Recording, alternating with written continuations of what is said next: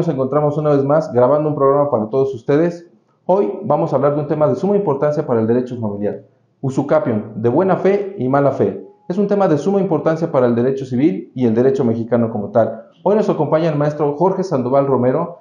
Estamos hoy en un lugar muy especial porque estamos en sus instalaciones, desde donde él despacha. Aquí realmente es donde se nace y produce el derecho. Maestro, por favor, adelante. Muchas gracias por la invitación y sean bienvenidos todos. Gracias. Pues estamos en las instalaciones del Juzgado Cuarto Civil en Chimalhuacán, Estado de México, y pues efectivamente aquí es donde resolvemos y meditamos, reflexionamos principalmente a través de las sentencias, las problemáticas de la ciudadanía.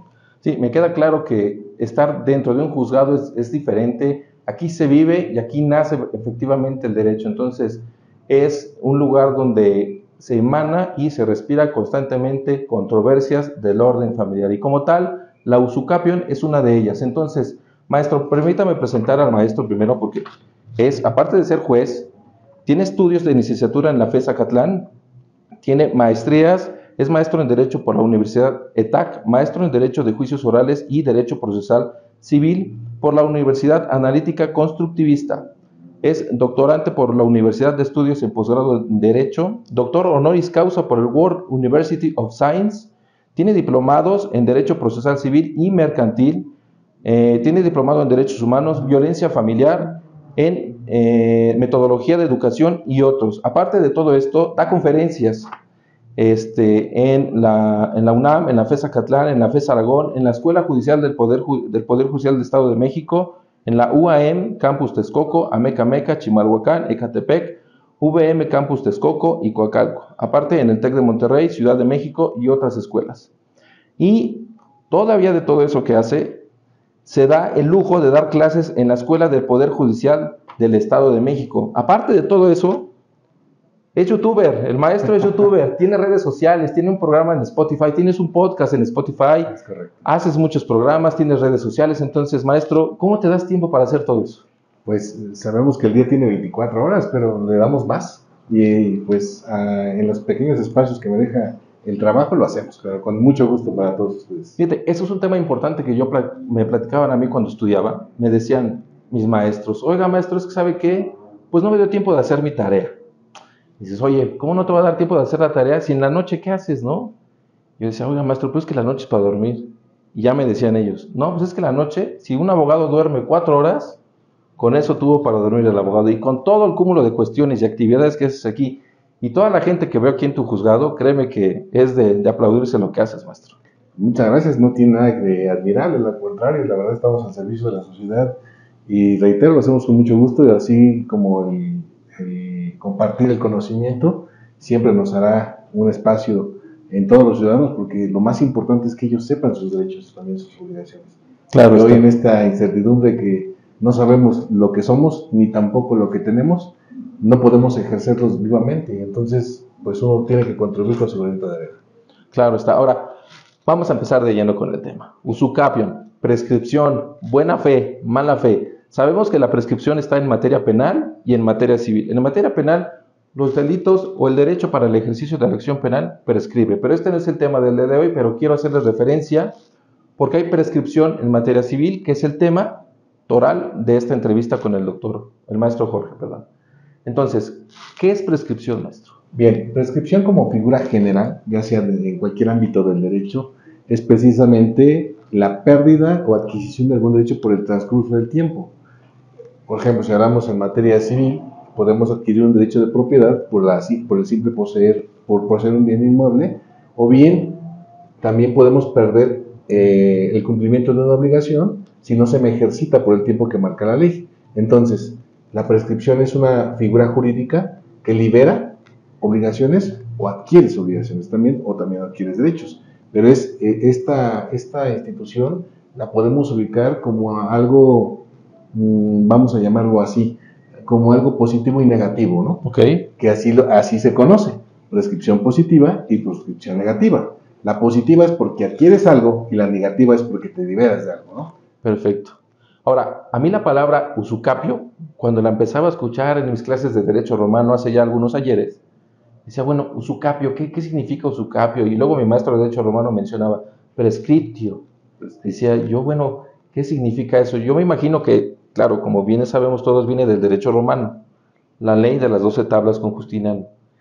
¿Qué diferencias ves tú a raíz de lo que empezó Justiniano con la ley de las 12 tablas a lo que tenemos ahora en el derecho civil mexicano? Bueno, muchas diferencias, ¿no? Porque vemos que con Justiniano pues estaban las clases sociales, únicamente los patricios eran los únicos que podían adquirir bienes, y dentro de esos bienes eran los esclavos, que hoy pues no, afortunadamente ya no Gracias existe a esa Dios, figura ¿no? de la esclavitud. Claro. Pero bueno, hoy lo que sí podemos ver en nuestros días es la prescripción de bienes muebles o de bienes inmuebles. Y que la palabra correcta, o que comúnmente debemos decir técnicamente los abogados, es usucapir, más que prescriptio, como bien lo dices, ¿no? Pero en este caso es la palabra usucapir. Usucapir cuando se trata de adquirir un bien, mueble, inmueble, y prescriptio, cuando liberamos de una obligación. Bueno, fíjense qué interesante usucapir. Digo, la verdad es que nosotros en el argot de la vida diaria, de estar litigando comúnmente, pues ocupamos el término usucapium, ¿vale? O prescripción adquisitiva. Al final del día son términos que pues no están mal dichos, pero usucapir es el término correcto para que todas las personas que nos siguen con la ley en la mano y los seguidores del maestro Jorge pues puedan mencionar, o si ya están litigando, pueden decirle a sus representados, vamos a usucapir un bien inmueble. ¿Sería la palabra correcta? Es correcto, es correcto. Ok, bueno, entonces ya más o menos nos diste algún antecedente y la introducción de qué es la prescripción, ¿vale? ¿Qué podrías decirnos acerca del tema de la diferencia entre yo poderme liberar de una obligación o poder adquirir un bien inmueble? ¿Cómo está esa temática? Como te decía hace un momento, la prescripción negativa, o vamos a pasar por la negativa, es precisamente liberarme de una obligación. ¿Y qué es una obligación? Bueno, comúnmente también en la universidad se nos enseñaba que es el vínculo jurídico entre una persona llamada acreedor y un deudor, con lo cual tu servidor no está de acuerdo porque ese es un derecho crediticio. Okay. ¿No? La obligación como tal es el vínculo jurídico, sí, que existe entre dos personas necesariamente, e inclusive también puede ser unilateral, para crear, transmitir, extinguir, modificar derechos y obligaciones. Perfecto. ¿Y por qué? ¿Por qué esta explicación? Porque al final del día, las obligaciones no siempre son bilaterales. Tenemos la declaración unilateral de voluntad, en donde yo hago una policitación o oferta, que es lo que se conoce, y por ejemplo, cuando ponen en los postes, recompensa si encuentras un perrito. Esa es una declaración unilateral de voluntad. Claro. Y entonces, está sujeto a una condición de que le voy a pagar esa recompensa a la persona que traiga mi perrito. Y entonces es ahí cuando surge la obligación bilateral. Y en este caso particular, la obligación es precisamente esa transformación de derechos y obligaciones que están de acuerdo dos personas. Necesariamente tienen que estar de acuerdo. Sí, claro. Bueno, entonces, bajo esos lineamientos, la prescripción negativa surge a través de un contrato. Por ejemplo, vamos a suponer que tú me haces favor de prestarme 10,000 pesos, firmamos un contrato de mutuo, porque eso es lo correcto. Claro. Un contrato de mutuo en donde a lo mejor te lo voy a pagar en diciembre de 2023. Tú esperas que yo vaya a tu casa, porque así lo pactamos, que voy a ir a tu casa en 2023, el 31 de diciembre de 2023, a pagarte. Pero ¿qué pasa? A lo mejor yo no voy. Y tú dices, luego viene, y lo dejas pasar 10 años. Estamos ya el 31 de diciembre de 2033. Ok. Y te acuerdas que yo no te he pagado ese dinero que tú me hiciste favor de prestarme. Okay. Y entonces tú me demandas y yo te pongo la excepción de prescripción negativa. ¿Eso qué significa? Que ya pasaron 10 años, porque es la regla general que marcan los códigos, para efecto de que si tú no me exiges el cumplimiento de la obligación, yo quedo liberado. Ya no te puedo pagar. ¿Me explico? Entonces, en eso consiste la prescripción negativa. Y la prescripción positiva, a diferencia de la negativa, no surge de una obligación contractual. Surge de la posesión de un bien, mueble o inmueble, para que yo me convierta en ¿qué? En propietario. Perfecto. Pues miren, yo creo que mayor explicación no pudo haber quedado. Yo no puedo prescribir un bien inmueble si al final del día, pues digo, no puedo haber una prescripción negativa si no pasan esos 10 años, ¿vale? Pero ¿qué pasa con los abogados? Y esto va para todos los colegas que nos siguen. Yo, tu servidor, cobra cierta cantidad por llevar un asunto, un divorcio. Y en ese divorcio, la persona que estoy representando no me paga en el término de 3 años. ¿Qué pasaría ahí? Bueno, ahí vamos a ver que es una prestación de servicios y tendremos que sujetarnos a ese plazo de 10 años de manera genérica, porque estamos hablando de un contrato de prestación de servicios. Ok. Entonces, ¿cuándo puedo hacer exigible ese cobro? La ley nos dice que son 10 años. Hay otro periodo de la prescripción negativa de 2 años cuando son prestaciones periódicas. Esto no son prestaciones periódicas. Por ejemplo, y esto que no lo voy a tomar los inquilinos, si en 2 años no me cobra el arrendador rentas, entonces puedo prescribirle, porque la ley me dice que da 2 años sin que te exija el cobro de las rentas. Entonces, si tú sabes que me des 4 años, sí, pero descuéntale 2, por favor, porque ya prescribieron 2. Ojo, tip para todas aquellas personas, pero no lo hagan, por favor. Sí, por favor. Yo creo que lo que podemos hacer es cumplir nuestras obligaciones para vivir en santa paz y en armonía y no estar en problemas de litigio en los juzgados. Ok, ahora, ¿qué es la prescripción positiva o la adquisición de bienes muebles y derechos, sobre todo derechos? ¿Qué podríamos definir en ese tema? Bueno, en ese sentido vamos a decir que la prescripción positiva es la adquisición de un derecho de propiedad. Ok. Porque, permíteme ser un poquito extenso en esta explicación, porque sabemos perfectamente que cuando compramos un bien, celebramos un contrato. Me queda claro que hay contratos verbales, pero eso lo dejaré para una última explicación. Cuando tú celebras o adquieres una casa, un terreno o un vehículo inclusive, necesariamente tienes que celebrar un contrato. Pero hablemos de inmuebles. Tú celebras un contrato de compraventa. Por dinero, por falta de orientación quizás no tienes el dinero para hacer la escritura, que lo correcto es ir ante el notario público y que se haga la escritura y se inscriba en el registro público. Permíteme hacer un paréntesis. Mucha gente se evita ese tema de la escrituración y ¿qué hacen? Con su sentencia, que ya les da como título de propietario, van y la dejan ahí y dicen, este es mi título de propiedad. ¿Estás de acuerdo? Mucha gente hace esas cuestiones para evitarse el tema de la escrituración. Sí, o sea, la cuestión aquí es que la prescripción, y como tú bien lo dijiste, la sentencia es un título de propiedad, ¿de acuerdo? Y obviamente no tiene el mismo costo que ir ante un notario para que te den la escritura. Nada que ver. Entonces, bajo esos lineamientos, vemos que ese contrato privado, vuelvo a la historia, ese contrato privado de compraventa que tú tienes, necesariamente tienes la necesidad de que, como dice la canción, que sepan todos, porque ese es uno de los efectos en el registro público, claro, que todos sepan, que se dé publicidad, que tú eres el dueño de esa casa. ¿Y cómo le vas a dar efectos de publicidad? A través de la inscripción en el registro público. Bueno, como no tienes dinero para poder escriturar ese bien inmueble, haces un procedimiento de usucapión. Y aquí estaríamos en presencia de una usucapión de buena fe. Ahorita vamos a explicar la distinción. ¿Por qué? Porque, bueno, tú adquiriste de una persona que te dijo ser el propietario, que te lo justificó y que, bueno, pues al final del día tú puedes, después de 5 años de celebrado ese contrato, convertirte en propietario. Pero también deben de saber nuestros amigos que si esta persona que te está vendiendo a lo mejor tiene 3 años y tú en 2 años dices, pues en 2 años puedo prescribir, sí, no necesitas esperarte los 5 años. ¿Por qué? Porque la ley dice, yo puedo hacer mía la posesión de mi causante. Y entonces, en este caso particular, tú puedes prescribir haciendo tuya la posesión de quien te está vendiendo, necesariamente.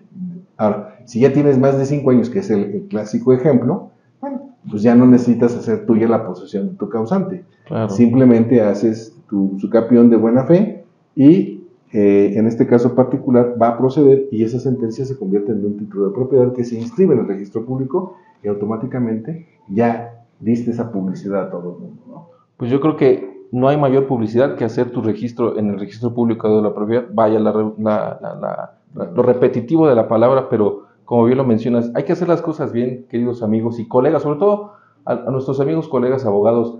Hay que sugerirle siempre a nuestros representados que hagamos ese último paso. A lo mejor es un paso administrativo y un paso oneroso para nuestros clientes, pero al final del día, si queremos darle esa certeza y esa seguridad para que nuestros representados puedan defender sus derechos frente a terceros, yo creo que hacer el registro, la inscripción en el registro público de la propiedad es lo mejor, es innegable. Queridos amigos, vamos a hacer una pequeña pausa y enseguida volvemos con más temas para que el maestro Jorge nos los aclare, ¿vale? Nos vemos en un momento.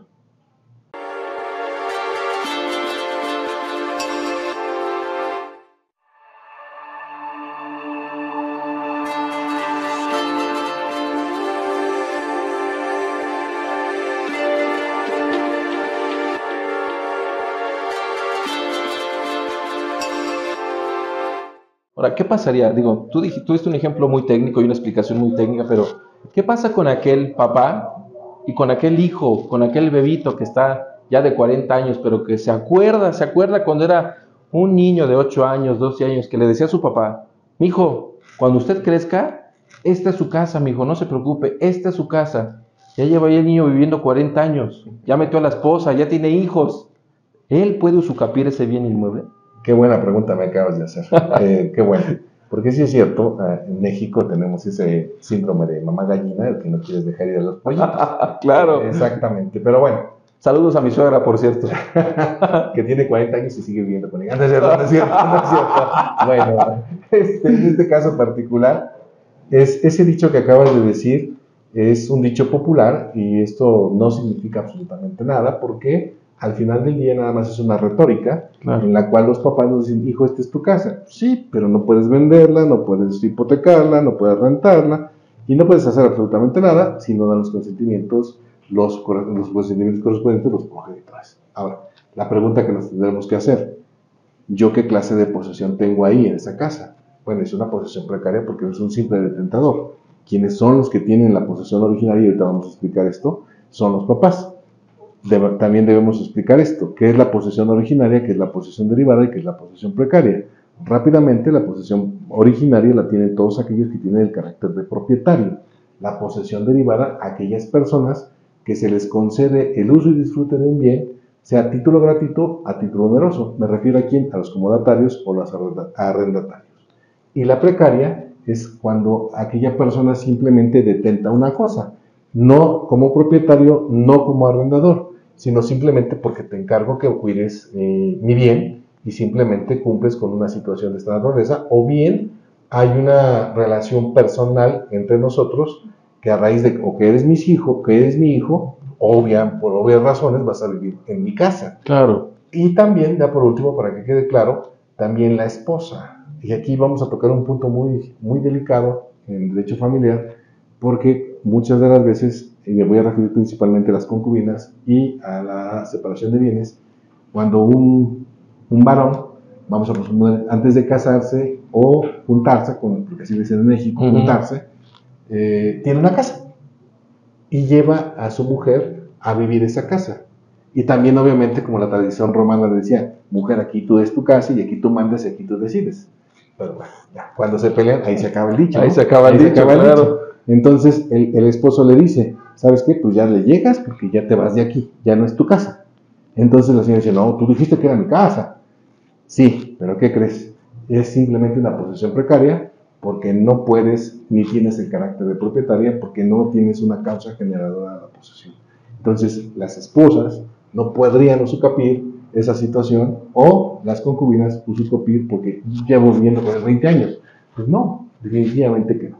Entonces, pues perdón por la explicación tan larga, pero tenía que hacerlo. Pero tiene que hacerse porque es una realidad que, como bien lo mencionaste, mamá gallina no deja salir a los hijos y nos tiene ahí, y pues, ni modo, usted dijo que era mi casa y ahora es mi casa, ¿no? Exacto. Entonces, yo creo que la explicación no pudo haber quedado más clara, digo, fue un breve chascarrillo para todos ustedes que nos siguen, pero yo creo que el maestro Jorge está dando una explicación tal vez muy aterrizada, pero recuerden ustedes que hay elementos muy técnicos en el derecho. El maestro ha repetido en muchas ocasiones una causa generadora, un justo título, que más tarde lo vamos a tratar de explicar, el maestro va a tratar de explicarlo de una manera muy sencilla para que todos ustedes nos entiendan, ¿vale? Pero ahora sí nos vamos a meter a la carnita, a la parte medular de la prescripción. Como en la teoría del delito, en materia penal, hay unos elementos que se deben configurar para que se configure o se detente la comisión de un hecho ilícito, de un delito, ¿vale? En la prescripción, ¿qué tipo de elementos deben de existir para que se pueda dar esa prescripción positiva? Bien, el primer elemento, como ya nos había dicho, es tener el carácter de propietario. El segundo elemento es precisamente que seas un poseedor de carácter público, también un poseedor de carácter pacífico y que tengas una posesión continua. Entonces tenemos 4 elementos: propietario, posesión continua, pacífica y públicamente. Con esos requisitos, si tú los colmas, vas a poder convertirte en propietario. Y me voy a meter un poquito en lo que decías, un poco para que quede más que claro, la dichosa causa generadora de la posesión. Claro. Bueno, la dichosa causa generadora de la posesión, vamos a llamarlo como el elemento subjetivo de toda aquella persona que sabe que es propietaria de un bien. Sabemos que cuando nos sentimos dueños de las cosas, pues las regalamos, las rompemos o hacemos lo que queremos con ellas. Al final del día decimos, son mis cosas y yo con ellas lo que yo quiera. Pero para que tengas ese elemento subjetivo que tienes que saber y sentirte, como dicen los romanos, con el animus domini, de ser dominador de la cosa. Si no tienes ese animus domini, no vas a poder disponer de las cosas que son tuyas. Ahora, nos metemos en 3 características que tiene un propietario, que puede abusar, puede disfrutar y puede gozar de la cosa. Esas son las 3 características. Si tú tienes estas 3 características y le abonas esta causa generadora de la posesión, que es, por ejemplo, porque yo lo compré, porque me lo regalaron, porque hubo una permuta, porque me lo pagaron. Bueno, entonces sí hay un acto prerrogativo de dominio. Esa es la causa generada en la posesión. Ahora, ¿cómo lo vas a materializar o aterrizar en el mundo fáctico? Bueno, pues dice el dicho popular, papelito habla. Claro. Tienes que tener un documento que diga, Jorge Sandoval es propietario de la casa X, o Jorge Sandoval se convirtió en propietario por una donación. Esa es el justo título, y la causa generadora es, que como soy dueño, tengo justo título y puedo llevar a cabo la usucapión positiva. ¿De acuerdo? Perfecto. Yo creo que, el maestro Jorge hace todo lo posible, lo entiendo, para que todos nuestros seguidores, todas las personas que tienen este tema o tengan algún asunto de usucapir, por favor, lo tengan en mente, ¿vale? Entonces, vamos a entrar a un elemento, porque acabas de mencionar, pública, pacífica, de buena fe. Entonces, si yo adquiero un bien inmueble, para poder prescribirlo de manera positiva, el elemento público quiere decir que yo ando publicando en el Facebook, subo en YouTube, subo Reels en Facebook y les digo a todos, hola a todos, estoy en mi casa ubicada en Iztapalapa, de México para el mundo. ¿De eso significa el tema público? No, te faltó decir Los Ángeles Azules. No es cierto, no es cierto. No es cierto. Bueno, perdón, como dices, es un chascarrillo nada más para que no se pongan... Sí, no se pongan nerviosos, no se estresen. El elemento público se refiere, volvemos a la canción, que sepan todos que soy el propietario. Pero esto se refiere a cuestiones fácticas de que tus vecinos, las autoridades, sepan perfectamente que te has convertido o tú eres el dueño. Porque me podrás decir, oye, pues sí salgo de mi casa de Iztapalapa o de donde tú gustes y mandes, de Chimalhuacán, todos los días de un inmueble. Los demás, ¿qué podemos pensar? Pues sí, a lo mejor es el dueño, pero realmente no sabemos si eres el inquilino, te encargaron o verdaderamente eres el propietario. Claro. Entonces, ¿cómo lo vamos a hacer público? Bueno, público es porque la primera regla que tenemos que aplicar, y que creo que se nos ha olvidado mencionar, es que la posesión presume la propiedad. Okay, partimos de ese vertiente en cuanto a que, bueno, si yo lo veo salir todos los días de esa casa, pues presumo que es el propietario. La posesión porque lo está poseyendo. No sé realmente. Ahora, ¿cómo nos vamos a enterar? No a través del Facebook, porque eso es una buena mecánica, pero sí, por ejemplo, a los vecinos que saben, oye, pues sabes que soy el propietario, vamos a pagar los impuestos, vamos juntos, y bueno, pues tú me ves construyendo o ampliando la casa, vamos a sacar las licencias de construcción y pones documentos a la fuera de tu casa para que diga, pues mira, fíjate, ahí dice que Jorge Sandoval es el propietario. Bueno, él lo dice. Y bueno, hay documentos públicos que el ayuntamiento o la alcaldía lo avala. Bueno, eso es público. Y también que la gente dice, bueno, yo lo veo salir y presumo que es el propietario. Eso es lo público. Eso es lo público, perfecto. Ahora, tú mencionas continuo, ¿vale? A mí, yo he escuchado en muchas situaciones que estoy en los juzgados a veces, pues, checando acuerdos o en alguna audiencia, y escucho otras conversaciones que tienen otros abogados con sus clientes y dicen, es que licenciado, yo ya quiero meter el juicio por prescripción positiva o negativa, en cada caso, ¿no? Porque tengo una posesión continua, no me he salido del bien inmueble por más de 15 años, siempre he estado ahí, siempre he vivido ahí. Yo tengo entendido que para que sea continua quiere decir que el legítimo propietario no ejerza alguna acción jurisdiccional para poder detentar que él es el legítimo propietario. Si nos pudieras ahondar más en ese tema. Es correcto, no estás tan mal. Es decir, sí, El continuo es tener esa posesión por el tiempo que exige la ley. Vamos a tomar 5 años, que es la de buena fe. Bueno, en esos 5 años no tienes que abandonar la posesión, pero que no entendamos ese abandonar la posesión porque te fuiste de vacaciones, porque a lo mejor te fuiste de fiesta y no llegaste en 3 días. Eso no es abandonar la posesión. Abandonar la posesión significa abandonarla por más de 6 meses. Entonces, si tú abandonas la posesión por más de 6 meses, ya no es continua. ¿Me explico?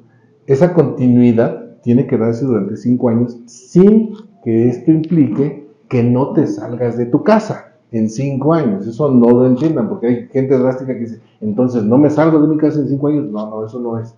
Es simple y llanamente que nadie, más bien que tú, más bien no abandones la posesión, porque esa es una sanción que se pone a aquel que deja o abandona el bien inmueble. Me voy a explicar por qué esto del abandono, por qué es una sanción. ¿Qué pasa? Y me voy a meter un poquito con la mala fe. ¿Qué pasaría si yo agarro y me meto con un contrato falso a la casa del licenciado y ahí me pongo a vivir ininterrumpidamente, vamos a ponerlo así, Claro. que es de manera continua? Como es de mala fe, tengo 10 años. ¿Él qué está haciendo si no viene y dice, oye Jorge, salte de mi casa, oye, te presenté una denuncia penal, oye, te presenté un juicio reivindicatorio? Bueno, si él no hace nada, la ley dice, oye, tú no hiciste nada por sacarlo, entonces te sanciono con la pérdida de la posesión, aun cuando él, aunque yo tenga un contrato falso, ¿sí? Por eso se llama mala fe. Claro. Yo tengo un contrato falso y tú no hiciste nada, bueno, abandonaste. Y lo permitiste que continuamente se ostentara como propietario. Entonces es tu culpa. Bueno, es una sanción. Entonces, esto de la continuidad, espero haber explicado cómo ves. Yo creo que lo entendimos todos, aquí todos los que estamos presentes, lo entendimos perfecto. Yo creo que ustedes que nos estén siguiendo vía redes sociales y en YouTube, yo creo que lo entendieron muy claro. Ahora, pacífico, ¿vale? ¿Qué significa pacífico? Que yo voy con mis vecinos ahí en Iztapalapa, les invito a las cervezas los fines de semana y soy buena onda y siempre voy a amor y paz con todos mis vecinos. ¿Eso es pacífico? ¿O qué sería el término pacífico? Porque a lo mejor son temas o palabras muy sencillas, pacífico, continuo, público, pero son elementos muy técnicos. Sí. Mira, van muy de la mano lo pacífico con lo continuo. ¿Por qué? Porque al final del día, como tú bien lo dijiste al inicio de tu intervención, de que qué tal si el dueño no va y no me molesta. Bueno, esto significa que si tú no vas y no me molestas, estoy pacíficamente porque ahora sí que a nadie molesta mi posesión. Entonces, si tú no ejercitas nada en mi contra, un tercero, una autoridad o algo así por el estilo, entonces mi posesión es pacífica. No se trata de que yo salga bélicamente a decir, que me ven. Eso tampoco. Claro, no, porque eso no lo es. Pacífico es que a ti nadie te moleste, ni nadie te perturbe en la posesión. Ahora, vamos a poner un ejemplo, porque aquí vamos a aclarar esto.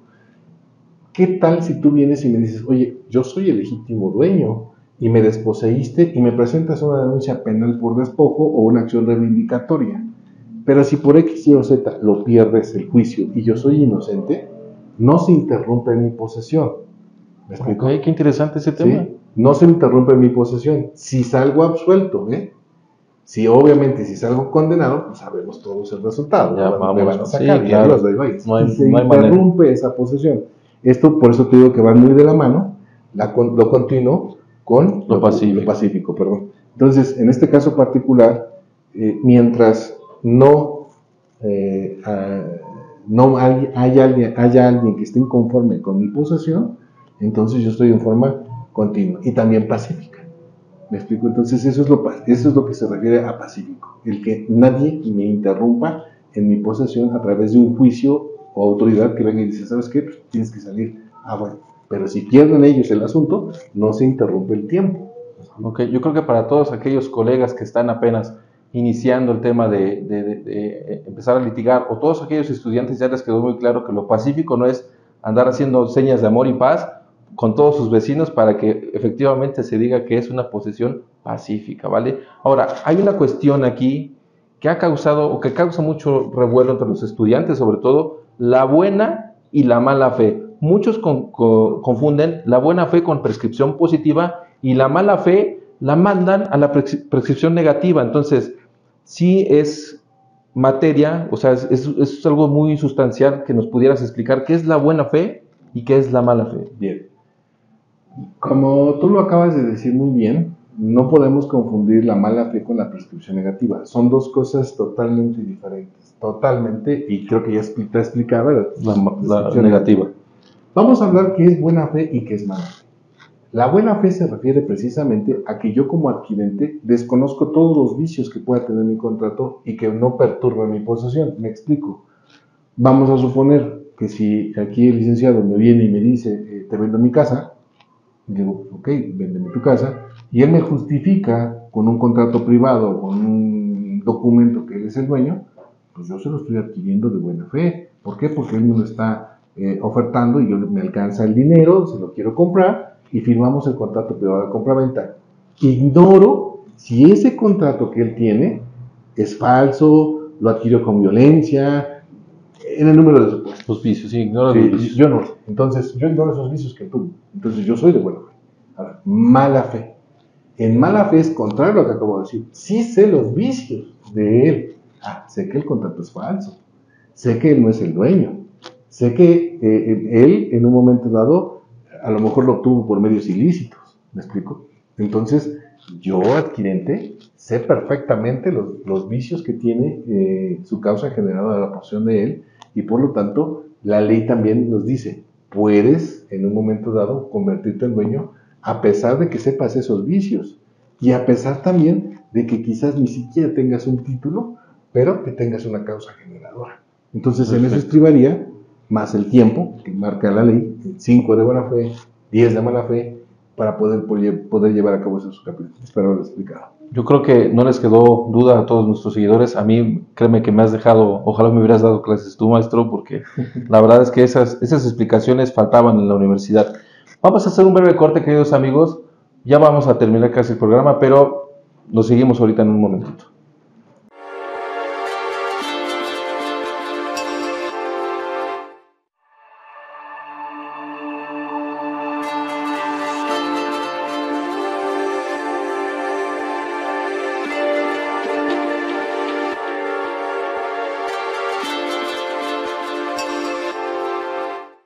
Hola, ¿qué tal, queridas amigas y amigos de Con la Ley en la Mano Oficial, y a todos nuestros amigos que nos siguen por Innovando Medios? Estamos de regreso otra vez con el maestro Jorge Sandoval, juez en materia civil del Juzgado Cuarto en Chimalhuacán.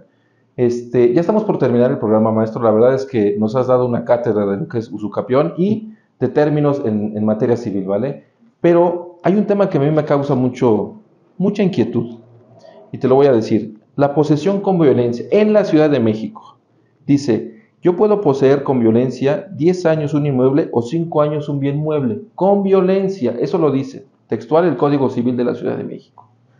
¿Qué para tú qué opinas con el término violencia? ¿Qué para ti podría ser el término violencia? Porque violencia puede ser todo. Bien, en este caso específico, primero déjame aclararte que en el Estado de México eso no se encuentra previsto, ni tampoco poder uscapir por medio de un delito. Ok, esa es otra cuestión. Ahora, contestando a tu pregunta, violencia viene del latín violentia, que significa ejercicio del poder o sometimiento a otro de mi voluntad. Hoy sabemos que violencia tiene muchas expresiones o muchas modalidades. Por ejemplo, está la violencia psicológica, está la violencia física, está la económica y está la sexual. Entonces, y dentro de esto tenemos modalidades. ¿Cuáles son las modalidades? La violencia familiar, la violencia política, la violencia institucional. Bueno, la pregunta sería, ¿qué clase de violencia me va a permitir a mí llevar a cabo ese usucapión para interpretar este precepto del Código Civil de la Ciudad de México? Si va a ser física, implicaría que tendría que tener secuestrada a la persona para que yo lo posea, tendría que estar hipnotizada o amedrentada a la persona para que te metes conmigo y te mueres. Sexual, creo que ahí no cabría esa situación. No, creo que no. Económica, pues a lo mejor porque lo puedo volver con una pistola como lo venden 5 pesos, posiblemente. Bueno, pero aún así no lo creo. Creo que cabría aquí únicamente lo que sería la violencia pues, la violencia física o psicológica en un momento dado. Pero aún así vamos a revertir con otra pregunta. La Corte ha dicho siempre que necesitas una causa generadora de la posesión, y la violencia no es una causa generadora de la posesión. Ni la comisión de una ni la conducta comisión delictiva. de un delito tampoco es una causa generadora de la posesión. Entonces, Entonces, necesariamente tendríamos que ustedes, como buenos estudiantes de Derecho, dar esa respuesta. Porque entonces, ¿cuál sería la causa generadora de la posesión? Ir ante un juez y decir, oye, es que lo tengo amedrentado desde hace 10 años y estoy poseyendo un inmueble y por eso no se mete conmigo. O lo tengo secuestrado porque ya vemos una conducta ilícita y ahí ha estado conmigo 10 años, ¿no? Ya creamos el síndrome de Estocolmo, ¿cierto? y aparte poder definir cuándo termina la violencia, ¿no? O sea, a partir de cuándo termina la violencia, y ahí empiezan a correr mis 10 años de mala fe. Ahora, el Código Civil dice textual en el artículo 1115, maestro, 1155, perdón, dice que se puede adquirir por medio de la comisión de un delito si a partir de la fecha en que haya quedado extinguida la pena o prescrita la acción penal, se considera que la posesión es de mala fe.